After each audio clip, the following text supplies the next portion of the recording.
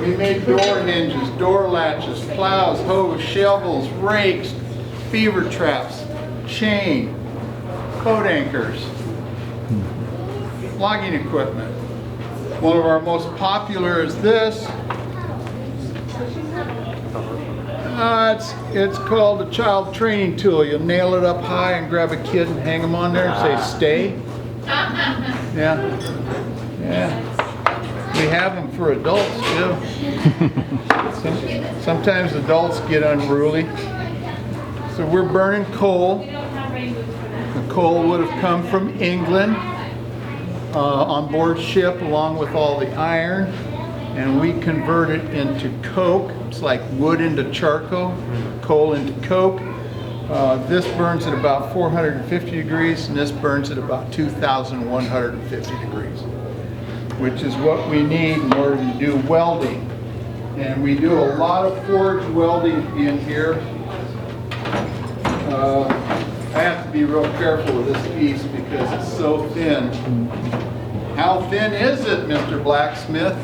It's that thin and getting thinner. Can you see it?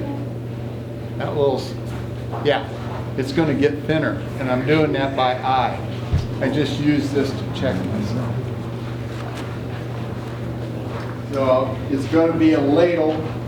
The handle's already done, so I'm working on the ladle. I'm trying to grow it by thinning it out and working it to the outside. I have to be real careful because if I work it too much, I'll put a hole in it. If I leave it in the fire unattended, I could burn it up.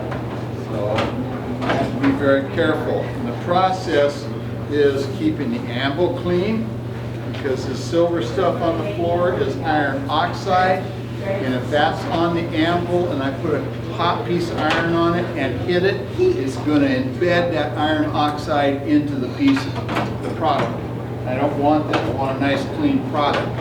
So before I put it on the anvil, I will scrape off the smooth surface, get all the iron oxide off of it, and then I will hammer it from the back side so that the interior of the ladle is going to be nice and smooth.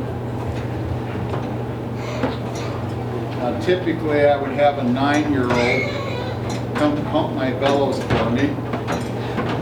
No, I'm looking at you.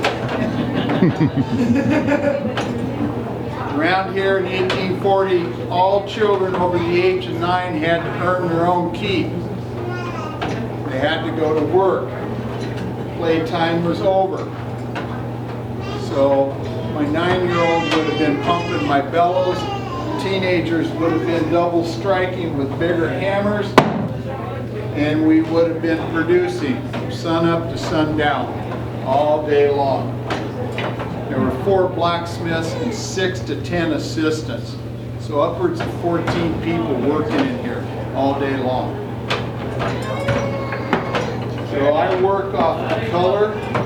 I use the color to tell me how hot it is, which will tell me how malleable it is, what I can do with it. So I need a good, bright red, almost orange color, but I got to be careful not to get it too hot or I'll burn a hole in it. Because like I said, it is very thin already. It's right at a 1/16 of an inch now, and it's going to get thinner.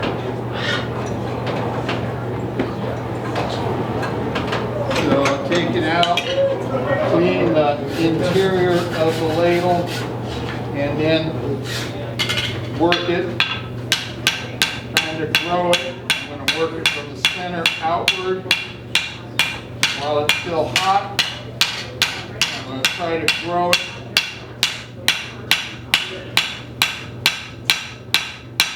Right now I'm using the edge of my hammer because a rounded surface squeezes the material 2 directions, and it helps thin it and push it outward. I can also do the same thing over this rounded edge or over the horn of the anvil. Eventually, I'll get this to the point where I'll use a flattener, which is this tool, Got another one here, even bigger, and that will require a double striker. I'll pull the piece out, put it down, put this on it, and the double striker will hit that, and it will take the hammer marks out of the piece, clean it up. And then if I need to clean it up even further than that, I use a wooden mallet. It's a hardwood mallet, and that will, it doesn't leave dents in the iron. It'll smooth it out real nice.